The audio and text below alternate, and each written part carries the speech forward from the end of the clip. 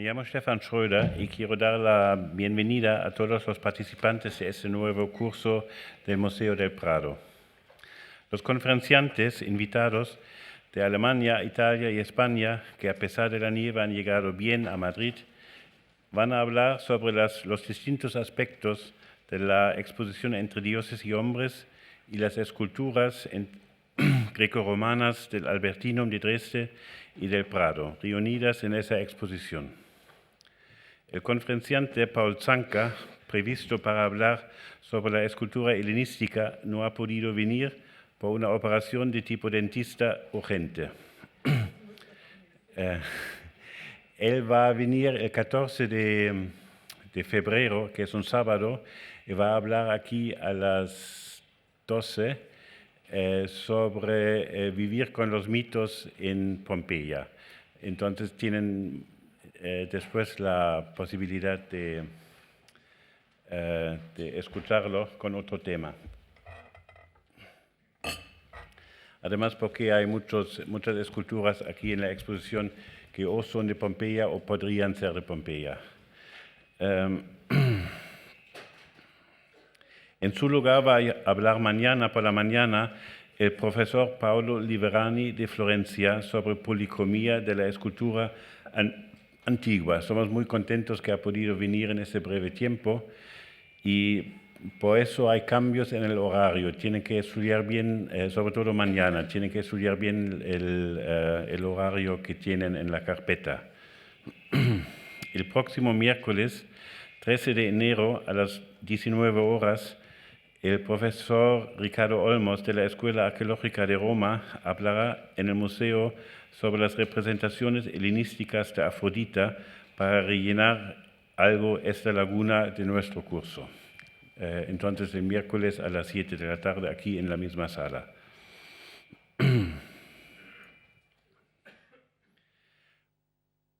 Una cosa práctica, me han dicho que los estudiantes de la Complutense tienen que firmar cada mañana y cada tarde su presencia arriba en la mesa donde se entra en el museo, y allí también tienen un temario para hacer un trabajo para tener la puntuación.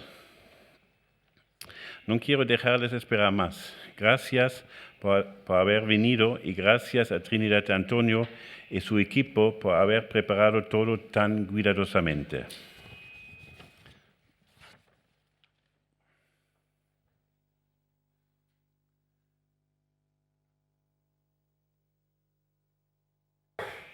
Mi intervención, ilustrada con fotos de esculturas de la exposición, consiste en una reflexión personal sobre algunos de los principios del arte y de la interpretación de unas esculturas que después de 2000 años nos interesan todavía, como demuestra, por ejemplo, la gran afluencia de público a esta exposición. Interesan estas obras clásicas a pesar de las dudas que tenía antes y a pesar del arte actual, moderno, que parece una cosa totalmente distinta. Después de que a finales del siglo XIX y en el siglo XX, corrientes vanguardistas como el impresionismo o el expresionismo, el cubismo y la abstracción cambiaron radicalmente, ya a menudo incluso invirtieron por completo los principios de las artes plásticas, basados en último término en el arte antiguo. En nuestros días, a muchos visitantes de los museos les resulta tal vez difícil, como pensaba antes, recrearse estéticamente con las obras de arte de Grecia y Roma y entenderlas bien dentro de su contexto. Son demasiadas las experiencias nuevas que se interponen entre la obra de arte antigua y el observador moderno. A ello se añade que hay determinados modelos de interpretación desarrollados por los historiadores del arte en el siglo XIX y entre tanto superados, que siguen influyendo en la capacidad de juzgar de los observadores. Nos referimos, por ejemplo, a la idea de que los romanos copiaron lo que los griegos habían inventado, idea que en el siglo XIX, cuando se copiaban en arte y arquitectura todos los estilos, parecía algo natural. Sin embargo, falta toda base histórica para contraponer y valorar como polos el arte griego y el romano. En lugar de ello, tenemos los testimonios de escritores romanos que subrayan la unidad entre el arte griego y el romano, lo cual corresponde a una visión que también predominó en Europa desde el siglo XV al siglo XVIII. De nuevo, la historia justifica una perspectiva semejante, puesto que no solo en los tiempos de la Roma imperial, sino ya antes, en el siglo II a.C., surge en los grandes centros artísticos del Mediterráneo oriental, en Atenas, Pérgamo y Rodas, una tendencia artística clasicista que a partir de entonces se extiende sin fisuras hasta época romana.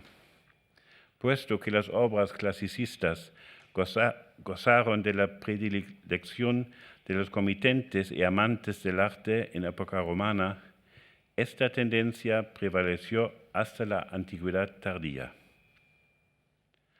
La meta de cada historiador del arte tiene que ser seguir el rastro de las experiencias y concepciones originarias que tenían los espectadores de la propia antigüedad.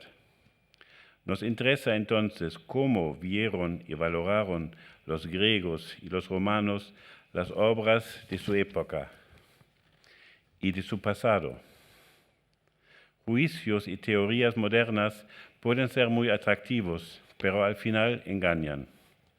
Así, por ejemplo, en el siglo XVIII, el arqueólogo alemán Joachim Winckelmann, cuya invención de la historia de los estilos inauguró la moderna historia del arte, creía que la belleza y armonía del arte griego era debido al clima suave, las formas de vida ideales y la belleza física de los griegos, fomentadas estas en especial por la libertad que reinaba en la Atenas democrática. Es decir, Winckelmann se remitía al arte griego para ofrecer a sus lectores la imagen de una cultura ideal, digna de imitación en todos los aspectos. A pesar que esta imagen ideal de Winckelmann tuvo una gran influencia en la historia del pensamiento alemán, no corresponde a las condiciones de vida y a la visión que los griegos tenían de sí mismos. El historiador del arte y la cultura Jakob Burckhardt, que era también profesor del filósofo Richard Nietzsche, fue uno de los primeros que, a finales del siglo XIX, en su historia de la cultura griega, describió el pesimismo generalizado con que los griegos veían el mundo. En efecto, los poetas griegos describían la vida como un cúmulo de calamidades y carencias de todo tipo, tan solo unos pocos, a saber, los iniciados en los misterios de Demeter de Eleusis. Aquí ven la estatua del Prado, que está en la Puerta de Velázquez, conocían, al parecer, el consuelo de una vida de gozo después de la muerte, mientras que los que participaron en ritos religiosos como las Ménades, aquí el relieve de la exposición, solo temporalmente podían olvidarse de su condición de mortales. Cuando leemos en la guerra del Peloponeso de Tucídides cómo los griegos, sin ningún temor a los dioses, masacraban durante esta guerra de finales del siglo V a.C. a los prisioneros indefensos, o cómo miles de atenienses murieron de peste y otros horrores, casi nos resulta inconcebible que al mismo tiempo pudieran crearse los relieves de la balaustrada del templo de Atenea Nike de la Acrópolis de Atenas, tan refinados estéticamente y de tanta belleza sensual, o los delicados relieves funerarios de gestos tan contenidos. Aquí una estela de Atenas, de Hegeso. Estas obras no revelan nada de los acontecimientos de la época, sino que sobre ese telón de fondo parecen más bien el testimonio de una huida hacia un mundo de arte tan bello como irreal, lejos de todos los sufrimientos. Así pues, lo primero que cabe preguntarse es qué función tenía en general el arte entre los griegos y romanos, es decir, qué esperaban del arte quienes encargaban las obras y quienes las contemplaban después. ¿Qué función tenía el arte en sus vidas, en su visión del mundo? La escultura griega de grandes dimensiones que podemos ver en la exposición está estrechamente ligada desde sus orígenes en la época arcaica, en el siglo VII a.C., a la fe en los dioses. Las estatuas de dioses y de hombres insignes, como los vencedores en las competiciones atléticas, se consagraban en los santuarios de los dioses, y también las esculturas de un templo, por ejemplo, los relieves de las métopas, narraban acontecimientos de los remotos tiempos míticos. Aquí vean una métopa del templo de Zeus de Olimpia con Atlas y Heracles y Atenea. Según creían los griegos, los dioses del Olimpo llevaban una vida dichosa al margen de los humanos, una vida que les ofrecía todos los placeres imaginables, que duraba eternamente y que solo enturbiaban algunos episodios de celos, lo cual, por otro lado, proporcionaba algo de variedad en su vida. Para los griegos, el remoto mundo de los dioses y héroes que nos describen la Ilíade y la Odisea era una especie de espejo ideal de la propia vida que uno nunca se cansaba de contemplar y enaltecer a través de la poesía, la música y las obras de arte. Este mundo, precisamente, por haberse tomado inalcanzable, servía como modelo y ejemplo para todas las cuestiones y actividades de la vida.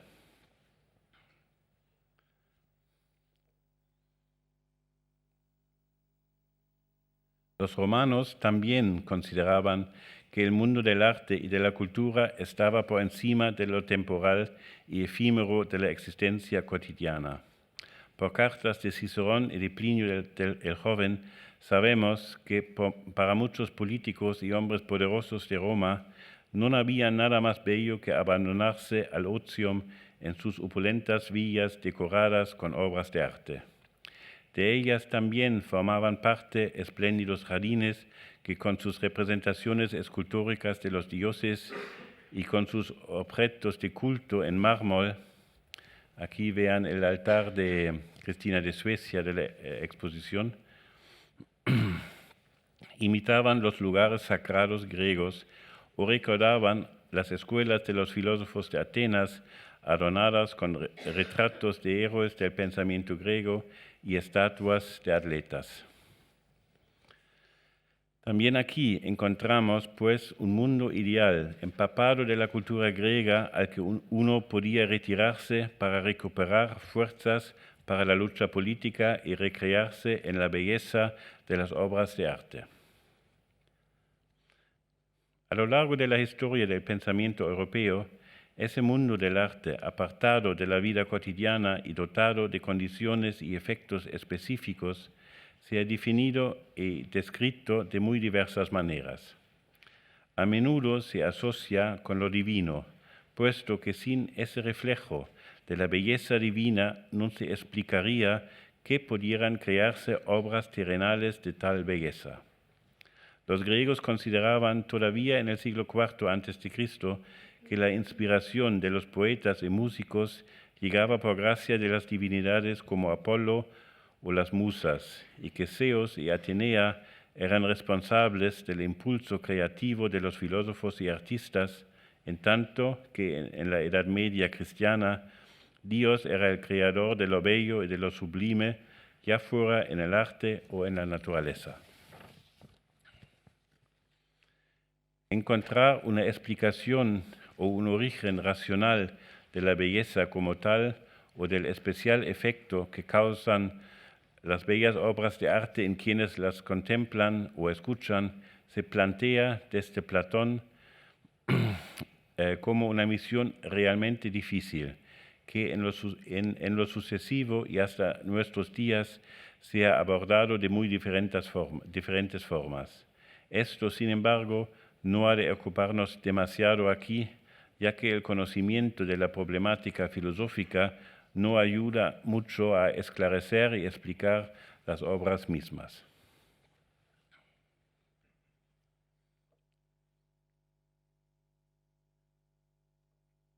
La obra de arte como objeto estético. Hoy en día nos preguntamos qué repercusión tienen para nosotros las obras de arte que contemplamos y cómo las consideramos e interpretamos como documentos artísticos de la época en que fueron creadas o como obras de arte, o tal vez de las dos formas. Antes de comenzar, veamos un ejemplo de otro terreno del arte que puede ayudarnos a entender de qué se trata. El melómano de hoy escucha por lo menos la música de los últimos 5 siglos, es decir, más o menos desde los siglos XV al siglo XX. Aunque la mayoría de los oyentes son capaces de reconocer las diferencias estéticas y formales que en cada caso vienen determinadas por la época histórica y a que pertenece cada obra, todos los tipos de música le proporcionan el mismo disfrute estético. En todos y cada uno de los casos, la música tiene para ellos la misma función o una muy similar.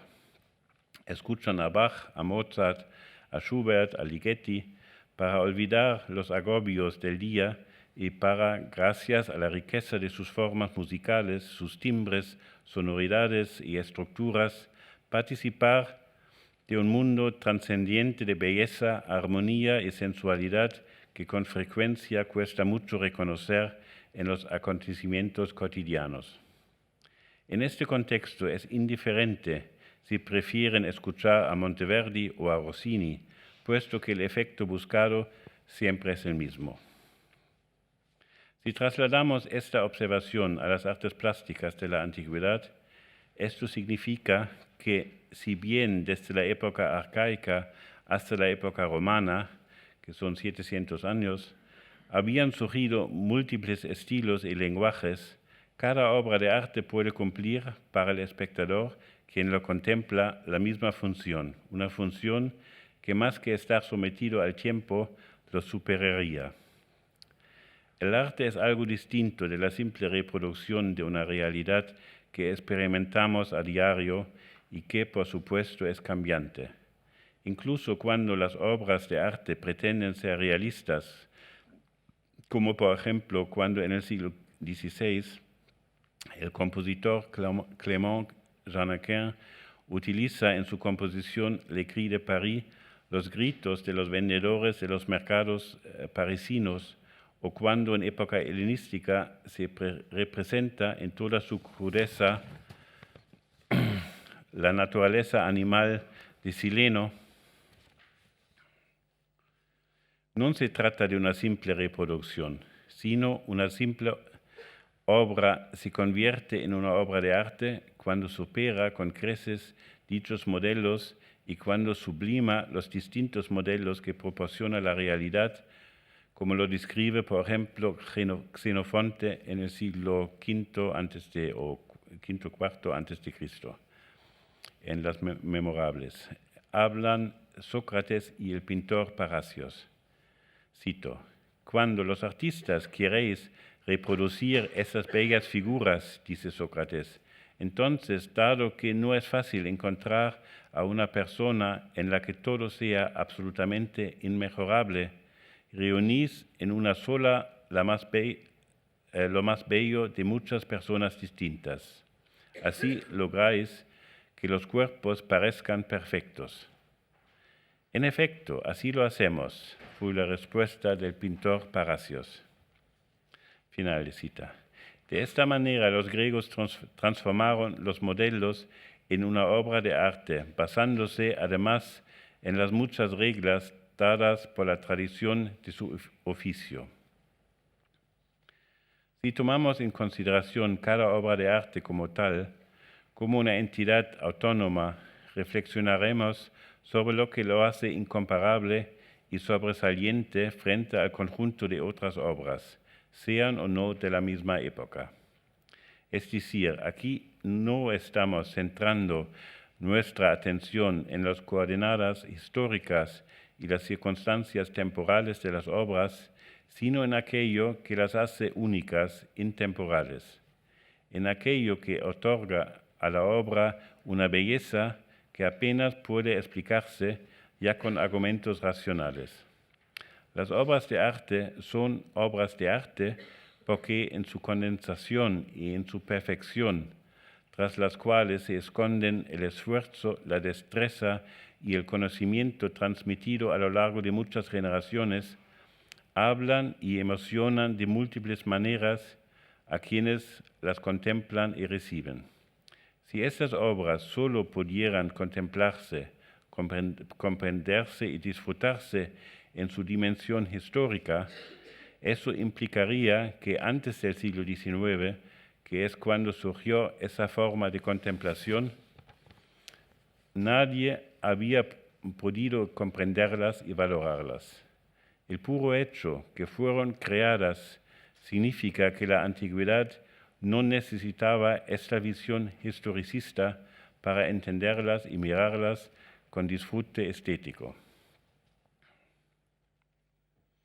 Un rasgo distintivo de las auténticas obras de arte y los clásicos es su propio poder de atracción estética, que va en aumento cada vez que se contemplan, lean o escuchan.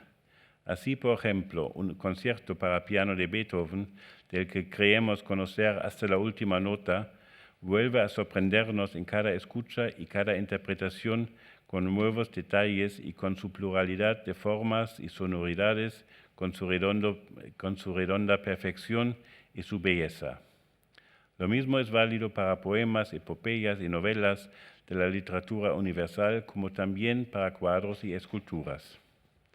Incluso ante un conjunto de réplicas romanas de una determinada figura de sátiro o de una Afrodita de Praxíteles, como los que se mostraron en la exposición sobre este escultor organizada recientemente en el Museo del Louvre, nos damos cuenta de que también estas esculturas constituyen distintas interpretaciones de una obra de arte.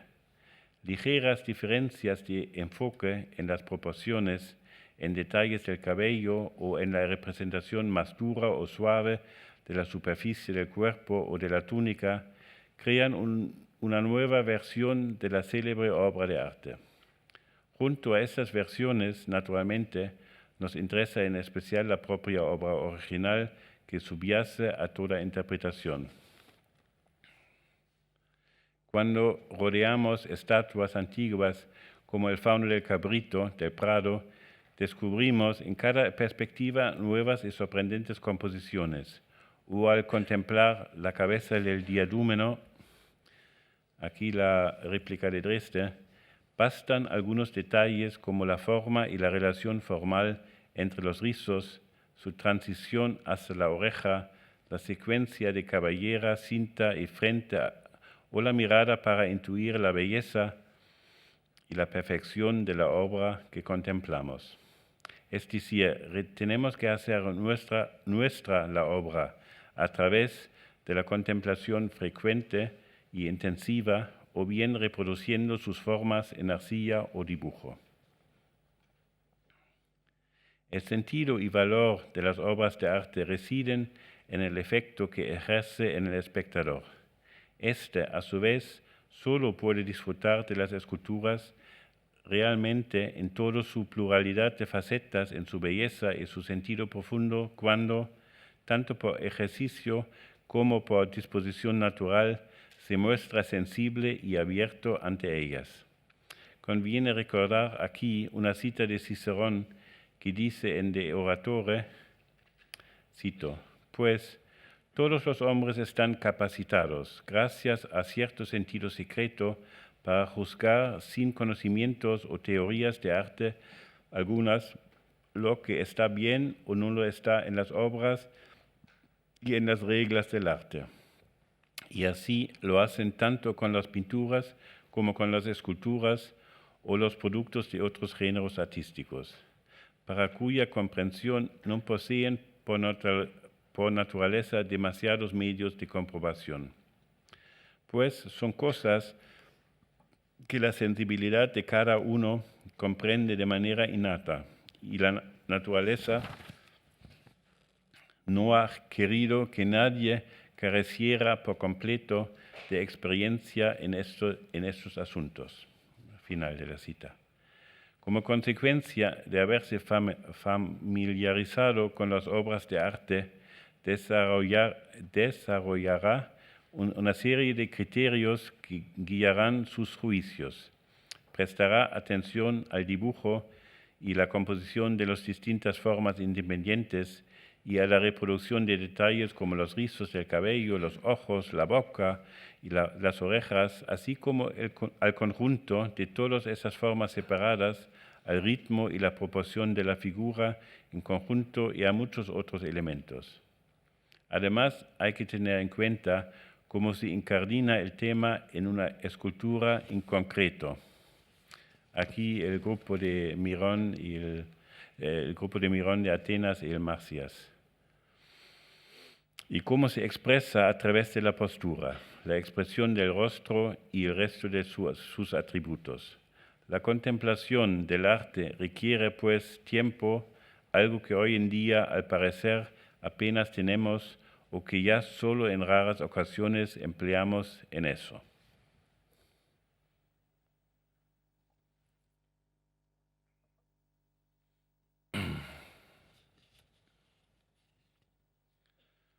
Obras de arte en contexto histórico.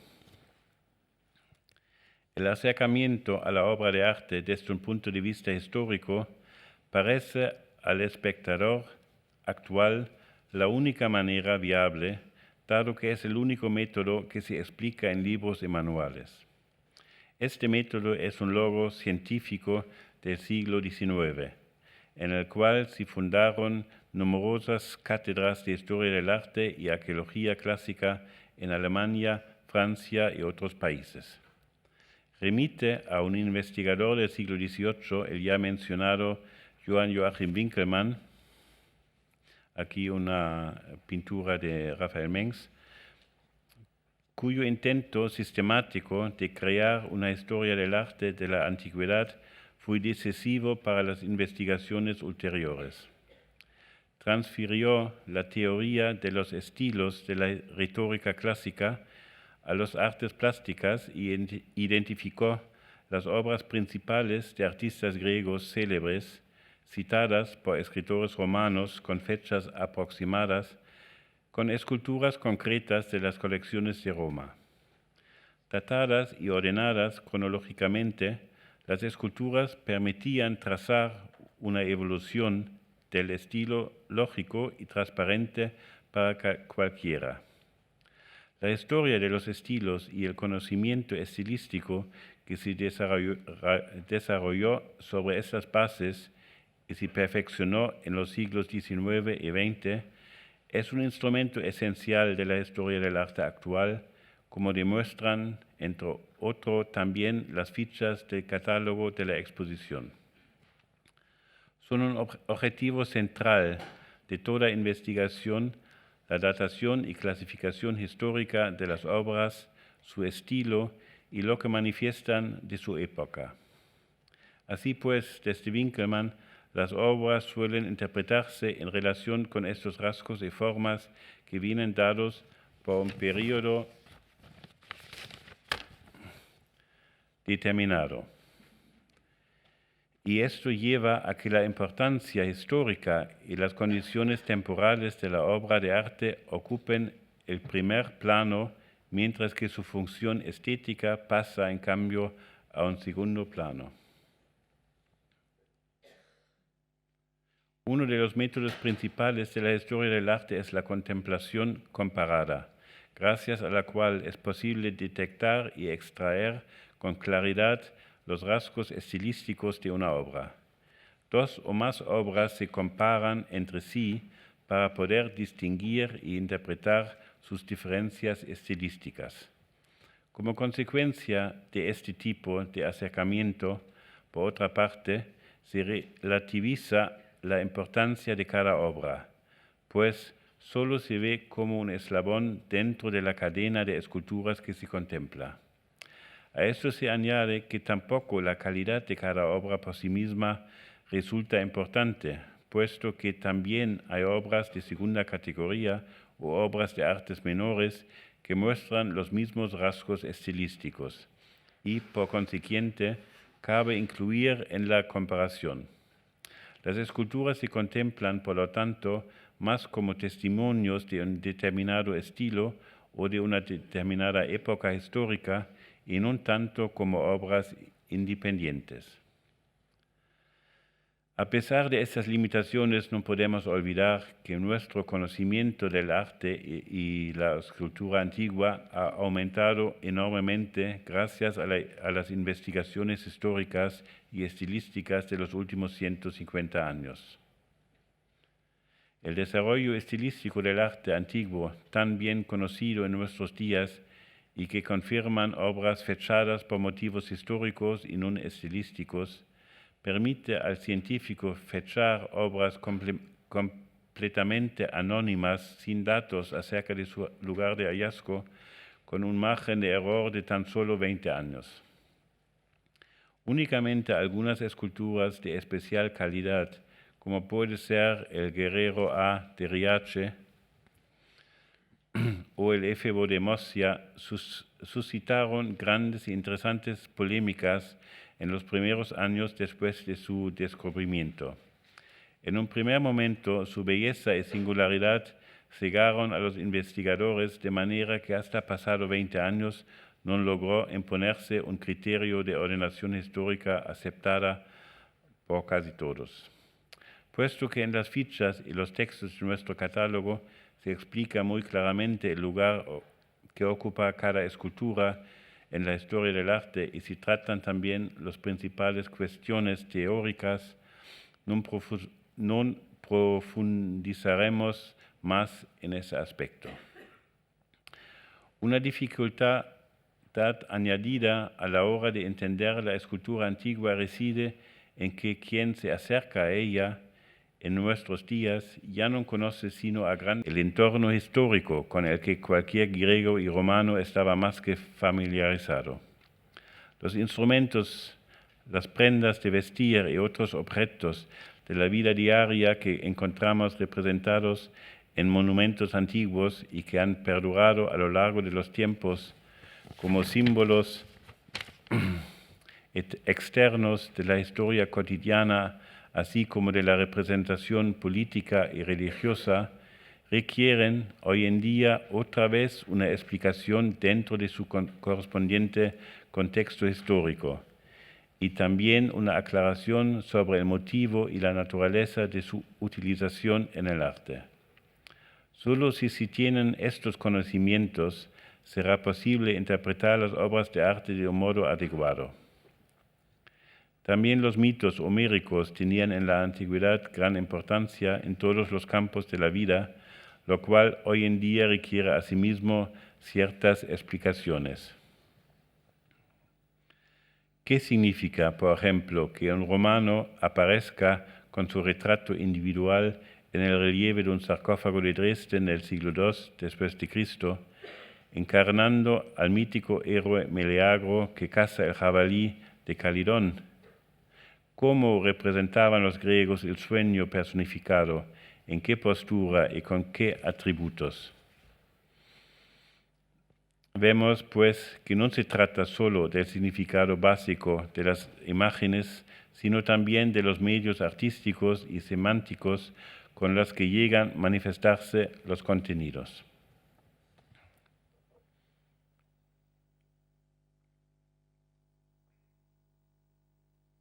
La sensualidad de la escultura antigua. El arte se capta a través de los sentidos, los artes plásticos a través de la vista y la música a través del oído. Hay géneros artísticos como la música instrumental que resultan más abstractos y otros como la ópera o las artes plásticas que son más sensuales. Las esculturas antiguas se consideran especialmente sensuales no solo porque su forma parece incitar a tocarlas, sino sobre todo porque a menudo representan el cuerpo desnudo. El ideal aristocrático de belleza del cuerpo masculino desnudo que surge en Grecia en la época arcaica, en los siglos VII y VI a.C., y que está estrechamente vinculado a los juegos atléticos que tenían lugar en lugares sagrados panhelénicos, no solo marcó la representación de las estatuas arcaicas de jóvenes, también agudizó la visión de los artistas y observadores sobre la funcionalidad y las proporciones del cuerpo de cada miembro y cada parte.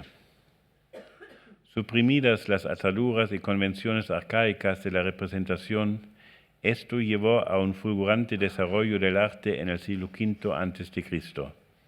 Artistas como Policleto, Fidias y Mirón desarrollaron dentro de una misma generación esculturas con nuevas proporciones y posturas y inventaron nuevas composiciones para temas que hasta entonces no se habían llevado a la práctica en esculturas exentas.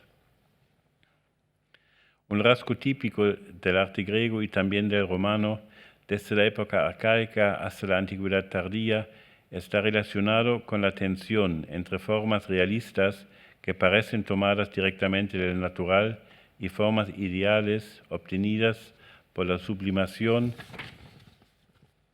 de modelos naturales, como lo explicaba Xenofonte. La relación que guardan estas dos componentes es distinta en cada caso y en cada momento, como muestra bien la exposición. Mientras que en el siglo V a.C.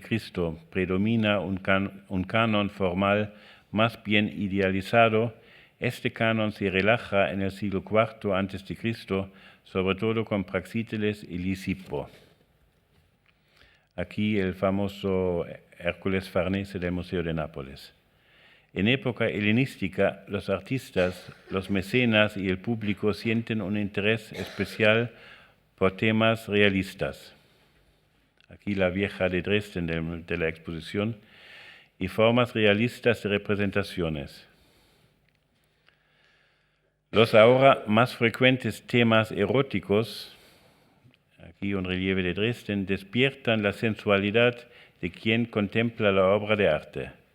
Por otro lado, el arte romano, con sus retratos y relieves oficiales, es bastante menos verista de lo que se ha creído durante mucho tiempo. Los retratos oficiales de la Casa Imperial, aquí a la izquierda el Augusto de Prima Porta del Vaticano, que al mismo tiempo sirven como modelos de los retratos particulares de la misma época, se basan con frecuencia en la escultura clásica griega. A la derecha vemos el Doríforo de Policleto. Como también las numerosas copias de modelos griegos que aún conservamos fueron encargados por romanos. La representación artística del cuerpo desnudo, que a partir de la Afrodite de Cnido de Praxíteles incluye también desnudos femeninos, no solo poseía un gran interés y atractivo para los amantes del arte de la antigüedad, sino también para los del Renacimiento y los siglos posteriores. Después de que las distintas iglesias cristianas condenaron y, en el caso de la Inquisición, incluso persiguieran la exposición pública de representaciones desnudas, la mayor parte del público sigue manifestando hoy en día cierto pudor a la hora de contemplar en detalle y con detenimiento los desnudos de las colecciones y museos públicos, contemplación que, como explicamos antes, constituye, sin embargo, una condición esencial de todo buen conocedor del arte. Cristina de Suecia se adelantó notablemente en su tiempo cuando en el siglo XVII rechazó el consejo de sus amigos clérigos que insistían en que cubriera con velos las partes pudientes de sus estatuas, unas obras que también tienen nutrida representación en esa exposición. Esperemos, pues, que los visitantes de la exposición contemplen las esculturas con placer y interés y tomen conciencia del esplendor sensual de la escultura antigua. Muchas gracias.